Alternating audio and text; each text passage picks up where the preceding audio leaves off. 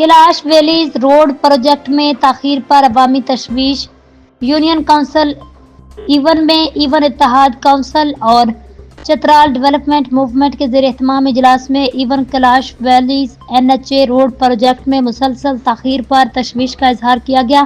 اجلاس کی صدارت جنان لال نے کی۔ لوئر چترال سے ہمارے بیورو چیف شبیر احمد کی رپورٹ کے مطابق شرکاء نے کہا، وزیر اعظم کی انسپیکشن کمیٹی کے سربراہ بریگیڈیئر مظفر رانجھا کی یقین دہانیوں کے باوجود منصوبے کی رفتار نہایت سست ہے۔ نیشنل ہائی وے اتھارٹی NHA مبینہ طور پر تاخیری حربے استعمال کر رہی ہے۔ اجلاس میں متفقہ طور پر فیصلہ کیا گیا، اگر 12 ستمبر 2025 کے بعد کام کی رفتار میں تیزی نہ آئی تو عوامی احتجاج اور کیلاش ویلیز اور پشاور روڈ سمیت اہم راستوں پر روڈ بلاکس کا سہارا لیا جائے گا۔ واضح رہے، Ayun Kalash valleys NHA road منصوبہ خطے میں رابطے کو بہتر بنانے اور سیاحت کو فروغ دینے کے لیے شروع کیا گیا تھا، تاہم مسلسل تاخیر سے مقامی آبادی میں بے چینی بڑھ رہی ہے۔